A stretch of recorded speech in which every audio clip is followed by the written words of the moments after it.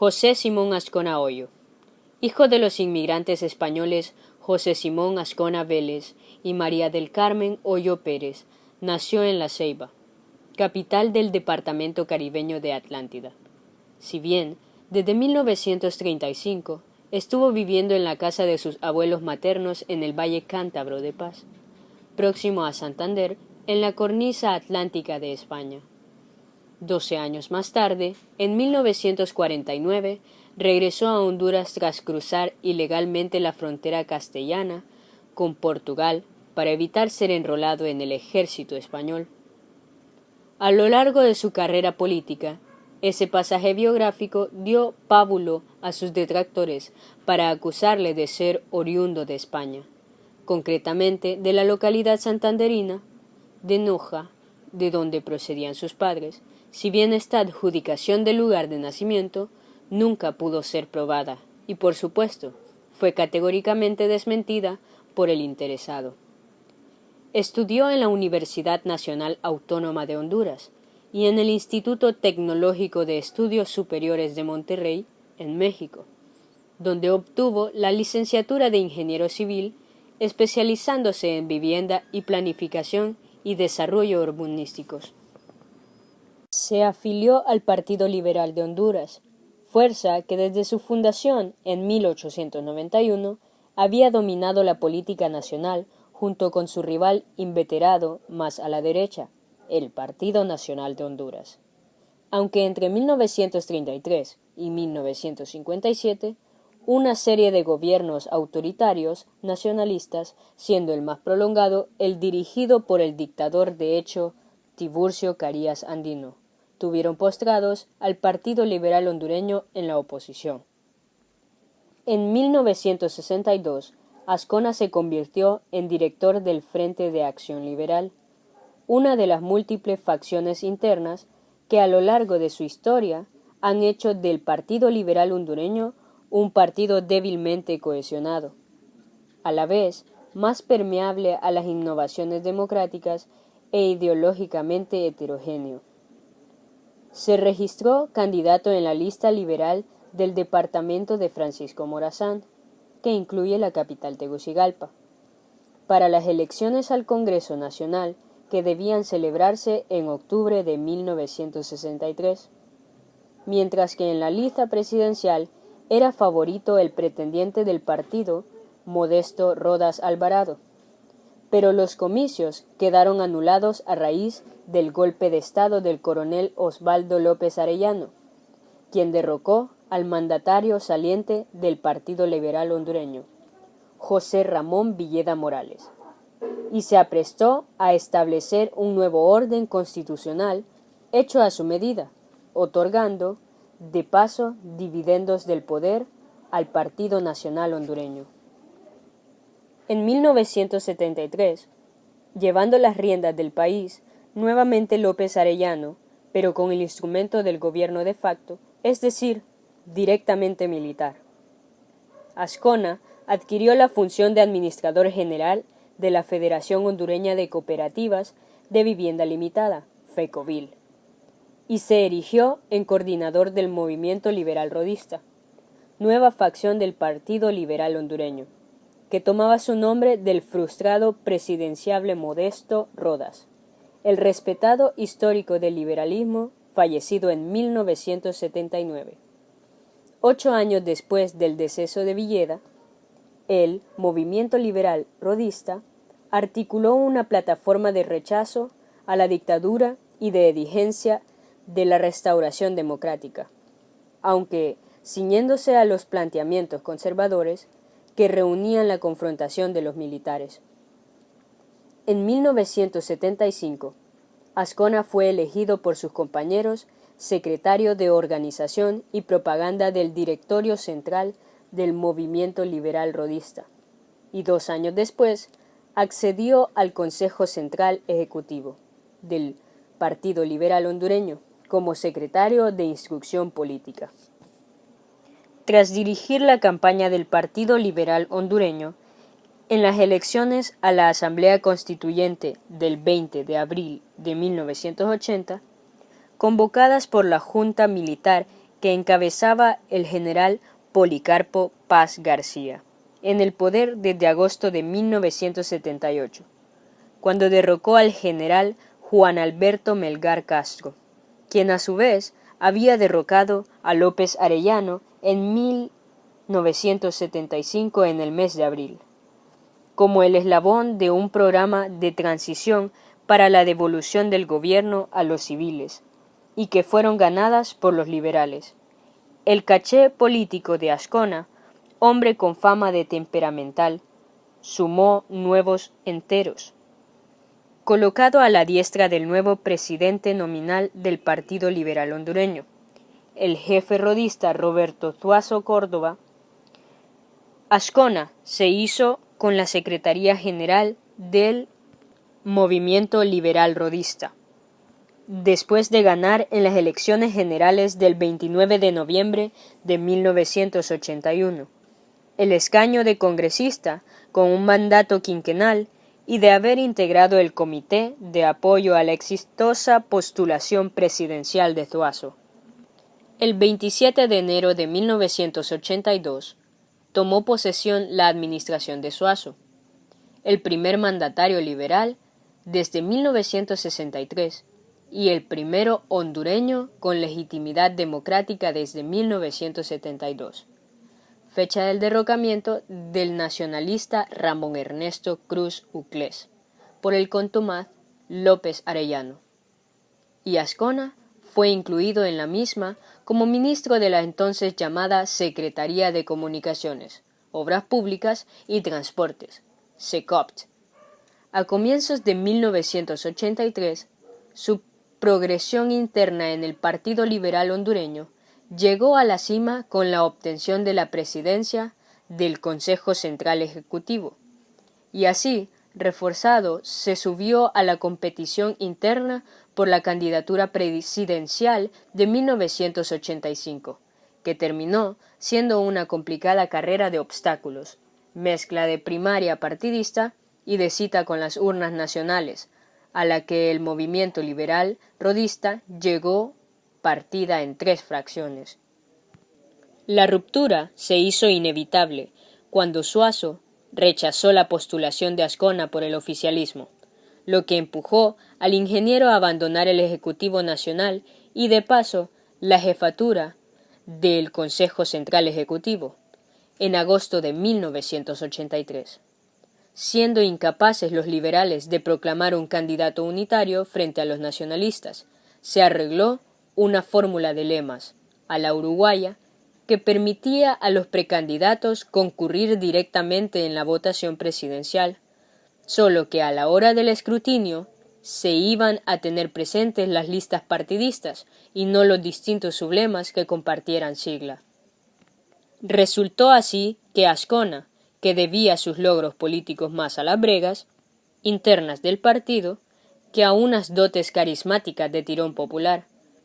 se vio las caras en las urnas no solo con el candidato principal del Partido Nacional Hondureño, de ser Rafael Leonardo Callejas Romero, que es exministro en las últimas administraciones militares, sino también con 3 conmilitones, aunque de facciones rivales. Aquellos eran Óscar Mejía Arellano, ministro de Gobernación y Justicia, quien contaba con el respaldo de Zuazo y por ende tenía detrás al aparato del oficialismo, el cual arremetió duramente contra Azcona. José Efraín Bujirón, presidente del Congreso y tercero en discordia del rudismo, y Carlos Roberto Reina y Diaqués, quien había servido en la administración de Villeda y últimamente fungía de magistrado del Tribunal Interamericano de Derechos Humanos, el cual animaba la facción Movimiento Liberal Democrático, revolucionario de tendencia centroizquierdista y antimilitar. El movimiento de azconista tuvo el único soporte de la facción no rodista, Alianza Liberal del Pueblo, ALIPO, fundada por Carlos Roberto Reina y su hermano Jorge Arturo Reina, antes de separarse para formar en el Líder, y que ahora tenía como conductor al empresario Jaime Rosenthal Oliva, quien fue gratificado por Ascona con la candidatura a vicepresidente en su tándem. Con ambigüedad, Ascona dio a entender que deseaba distanciarse, por un lado, de la política de Suazo, caracterizada por la prestación de una amplia colaboración a los servicios de inteligencia y militares de Estados Unidos y, a través de ellos, si bien de manera encubierta y nunca reconocida, aunque no por ello menos evidente y flagrante, a la guerrilla de contranicaragüense, fuerzas que hallaban en los territorios hondureños próximos a la frontera una inestable e inestimable retaguardia por sus operaciones bélicas contra el régimen sandinista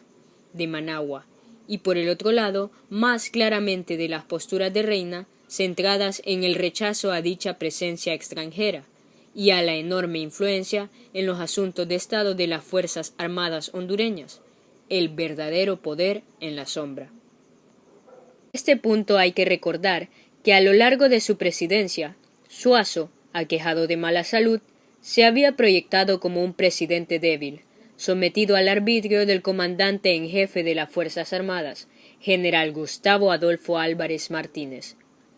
hasta que fue depuesto en un golpe de mano de oficiales adversarios que le acusaron de conductas autoritarias, corruptas y belicistas, y, con el visto bueno del Consejo Superior del Ejército, enviado al exilio. Todo ello el 31 de marzo de 1984, y del embajador estadounidense John Negroponte, quien se comportaba más como el administrador de un protectorado. Negroponte dio cobertura a las violaciones de los derechos humanos cometidas por el personal a las órdenes de Álvarez y a un instrumento represivo tan execrable como el Batallón 316, de tenebrosa reputación por tener a su largo cargo el secuestro, la tortura y la ejecución extrajudicial disfrazada de desaparición de cientos de hondureños considerados enemigos políticos por sus posturas izquierdistas o sociales. Por lo demás, el cuatrienio suazista estuvo atenazado por un clima prebélico, intermitente con Nicaragua, con constantes denuncias ante la ONU de mutuas agresiones fronterizas. Ascona aseguró desconocer la presencia de guerrilleros antisandinistas en Honduras, pero afirmó que si aquel extremo se confirmaba, se estaría ante una violación de la Constitución y entonces habría que tomar las medidas necesarias para hacer respetar la soberanía hondureña. Ahora bien, el candidato liberal era ajeno a la línea de Reina de hostilidad a la omnipresencia de los uniformados y creía absolutamente en la cooperación de la administración de Ronald Reagan en materia de seguridad, inclusive la realización de grandes maniobras conjuntas de los dos ejércitos, en tanto las fuerzas gubernamentales nicaragüenses siguieran constituyendo una amenaza a la integridad de Honduras. Luego, en líneas generales, con él en la presidencia, estaba asegurada la continuidad de la política exterior de Suazo. De todas maneras, ni él ni los demás candidatos presidenciales destinaron mucho tiempo a explicar sus posturas sobre las cuestiones candentes. La conversión de Honduras asomada a una de las líneas más calientes de la Guerra Fría.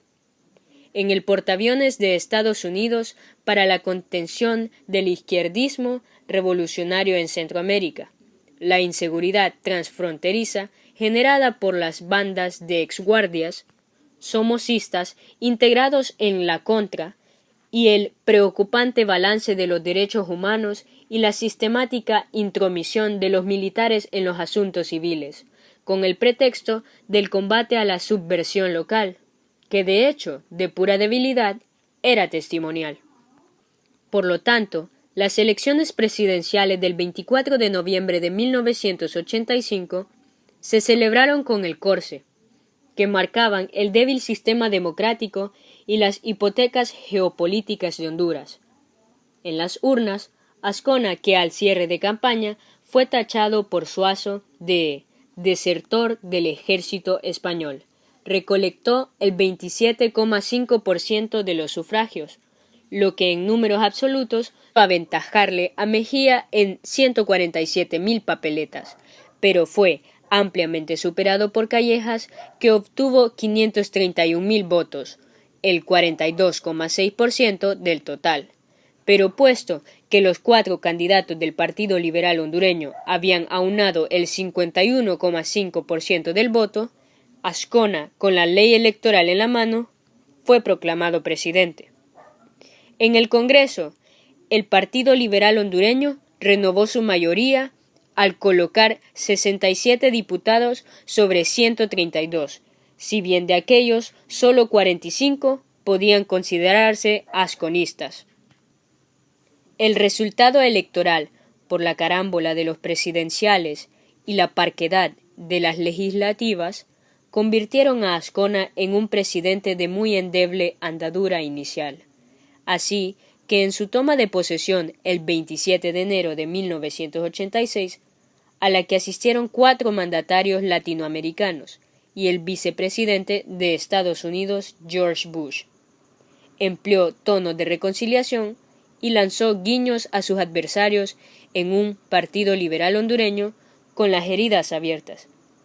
En el discurso inaugural, Azcona se comprometió a investigar las actividades en Honduras de la Contra, a la que la opinión pública nacional relacionaba con todo fundamento, con la proliferación de pillajes y desórdenes, y expresó también su apoyo a las gestiones del grupo de Contadora, que estaba intentando mediar en los conflictos centroamericanos y llegar a gobiernos y oposiciones guerrilleras a una mesa de negociación. A los pocos días del cambio de administración, se produjo la renuncia forzada en la jefatura de las Fuerzas Armadas del general Walter López Reyes, sucesor del controvertido general Álvarez, 2 años atrás. Considerado un oficial moderado y constitucionalista,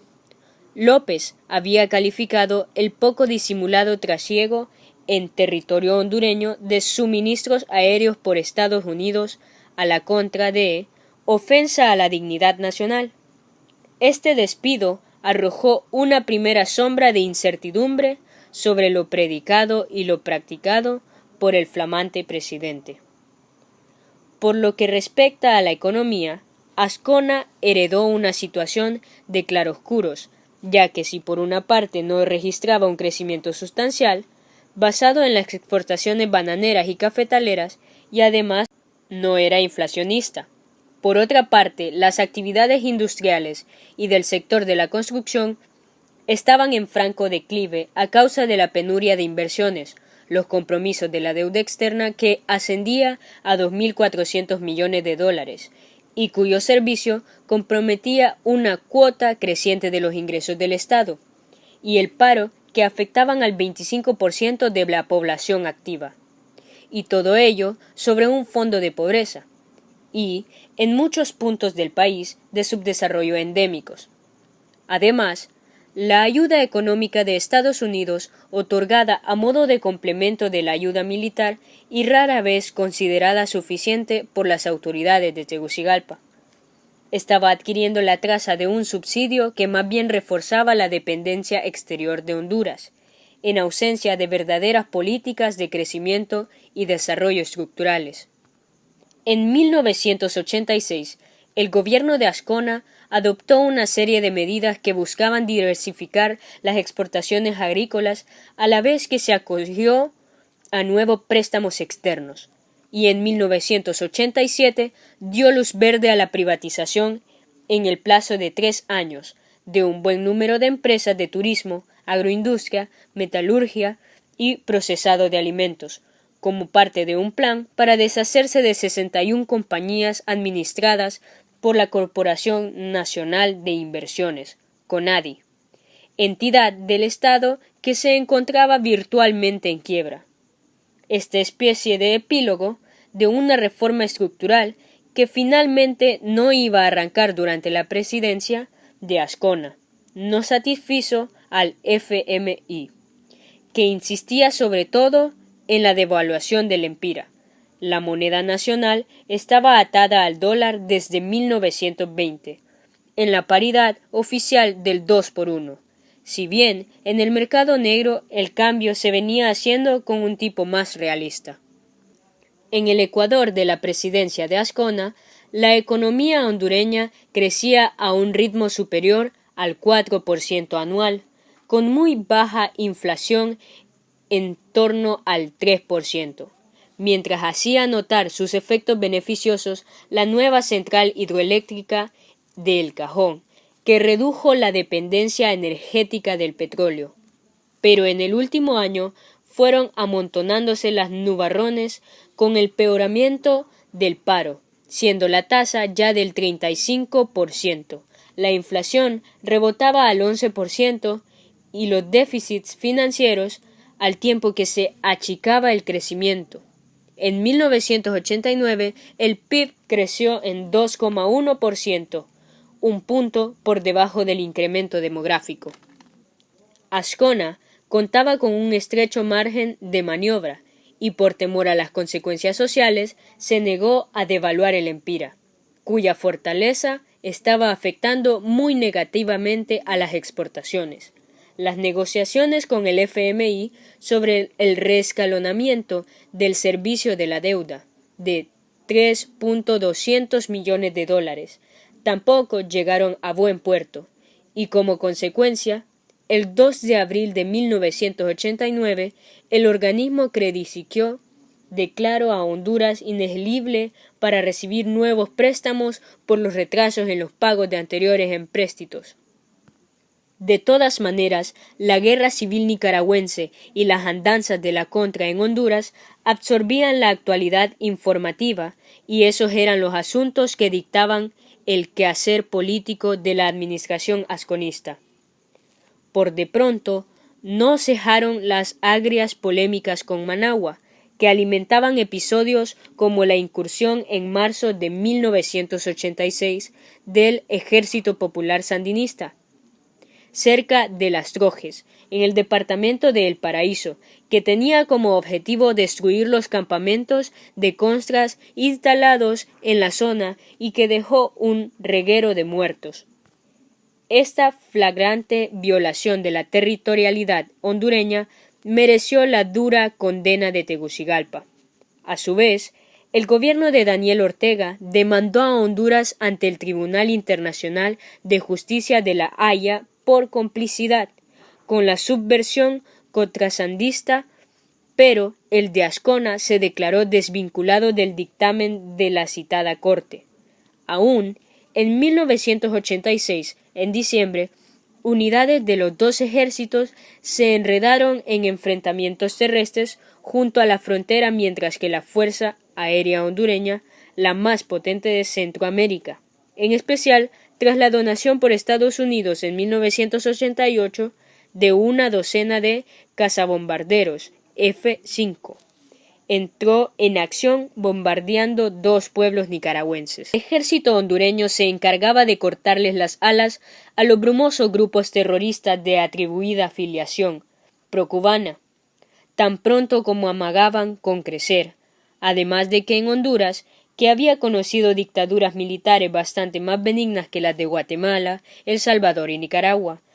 y que no había padecido genocidios y situaciones insoportables de violaciones masivas de los derechos humanos. No existía caldo de cultivo social para la emergencia de movimientos revolucionarios de mínima entidad.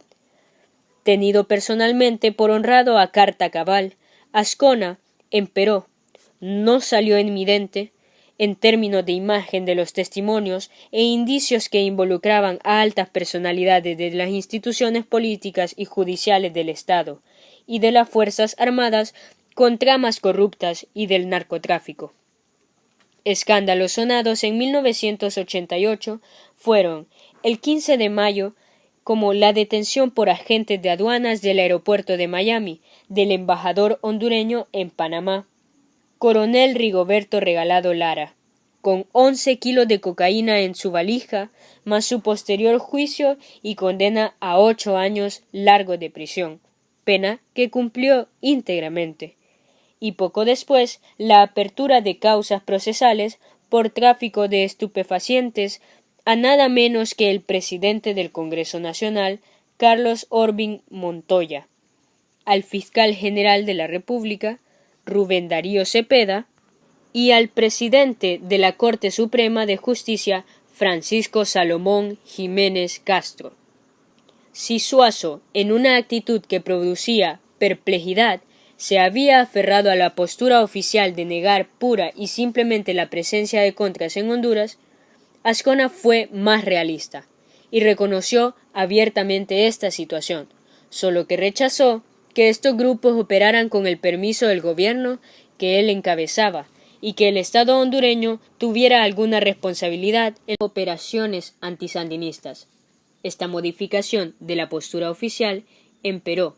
no le ahorró al mandatario un sinfín de situaciones comprometidas.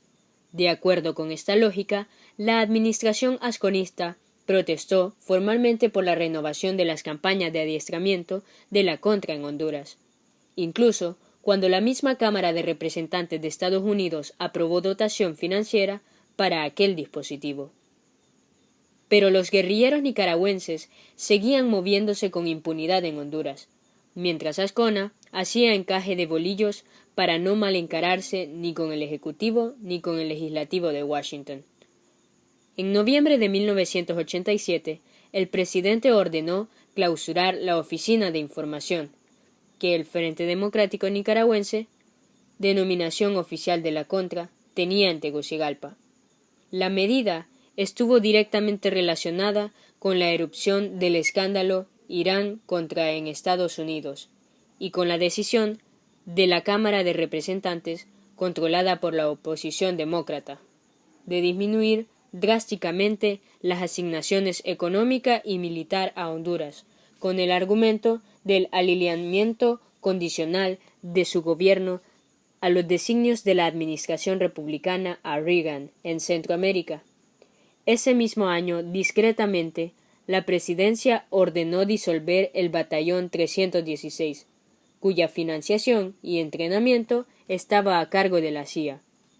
Este verdadero escuadrón de la muerte hondureño tenía en su haber alrededor de 140 desapariciones, una de cal y otra de arena, ya que el 17 de marzo de 1988, 3.200 soldados norteamericanos fueron despachados a Honduras con la misión de repeler una supuesta invasión del EPS. El aparatoso despliegue, antes bien, dio la impresión de constituir una provocación a Managua, justo cuando el régimen sandinista negociaba con los representantes políticos de la Contra un alto el fuego. No pasó desapercibido que Azcona,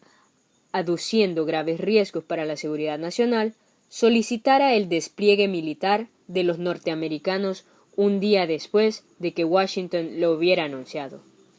Luego, a medida que se veía que la Contra, cada vez más desacreditada, no tenía ninguna posibilidad frente al potente EPS, y que no cabía otra lógica en la guerra civil nicaragüense que la de la salida negociada, Azcona se descolgó con una serie de declaraciones que apuntaban a su impaciencia y acaso a su hartazgo, en el fondo, por la prolongada presencia de los molestos huéspedes contrasandinistas, cuya salida de Honduras pasó a exigir sin reservas. No obtuvo éxito en esta pretensión, ya que el gobierno estadounidense insistió en utilizar el convenio militar con Honduras, que legalizaba la presencia de sus asesores para colar con desparpajo su asistencia particular a la Contra. Solo la propia dinámica desmilitarizadora del conflicto en el país vecino fue restando. En los meses postreros de 1988 y a lo largo de 1989, grado de perentoriedad a las exhortaciones de Azcona. Entretanto, el presidente hondureño solicitó también, sin hallar el eco, el establecimiento por tropas españolas, canadienses y alemanas occidentales de un cordón sanitario a lo largo de la frontera de 750 kilómetros con el objeto de impedir violaciones territoriales por los combatientes nicaragüenses. Los reproches y las críticas contra el presidente se acumulaban, pero sus defensores ponían de relieve que, en la práctica, y salvo la retahíla de chisporroteos armados en la frontera, Azcona había impedido que Honduras se convirtiera en un nuevo teatro bélico regional, no dejando que las Fuerzas Armadas se vieran arrastradas al choque frontal con el EPS o al desarme de la contra por la fuerza. Con el consiguiente ahorro de muertes y sufrimientos. Luego su política no podía calificarse sino de exitosa. En el plano diplomático, Azcona fue uno de los artífices de la paz centroamericana que unos años después iba a fructificar en Nicaragua y en El Salvador. Si bien su aportación a la superación de los conflictos en la región no figuró entre las decisivas. De las 6 cumbres presidenciales en que participó, hay que destacar la segunda, Esquipulas II, el 7 de agosto de 1987, encuentro con el costarricense Óscar Arias, el guatemalteco Vinicio Cerezo, el salvadoreño Napoleón Duarte y el nicaragüense Ortega, que puso en marcha el proceso de paz en Centroamérica, sobre la base del plan elaborado por el primero, así como la 6ª cumbre que le tuvo a él como anfitrión en la localidad de Tela, del 5 al 7 de agosto de 1989, de la que salió una declaración que hacía capítulo de lo logrado en el 2º aniversario de Esquipulas II e implicaba a sus signatarios en el relanzamiento del proceso. De siempre, Azcona se manifestó altamente interesado en la desaparición de las guerras civiles de Nicaragua y El Salvador, que muy especialmente en el primer caso repercutían negativamente en la economía y la seguridad de su país. Pero, al menos hasta que se involucró en el proceso de Esquipulas, pareció dejarse embargar por el escepticismo de Estados Unidos. Presidente Azcona, que pese a su avanzada edad, 78 años, gozaba de aparente buena salud, aunque ya en diciembre de 1995 tuvo que ser hospitalizado por una dolencia cardíaca. Falleció súbitamente el 24 de octubre de 2005 de un ataque al corazón, en su residencia de Tegucigalpa, y en compañía de su esposa Miriam Bocock. El féretro con su cuerpo fue expuesto al duelo institucional en el Palacio del Congreso y la Casa del Gobierno acogió unas exequias a las que asistieron el presidente Maduro y los 4 expresidentes vivos de Honduras. El 25 de octubre, los restos mortales del estadista fueron trasladados al santuario capitalino de Santa María de Suyapa, donde se celebró una misa funeral del cuerpo presente antes de ser inhumados en el cementerio de los Jardines de Paz, anexo a la basílica.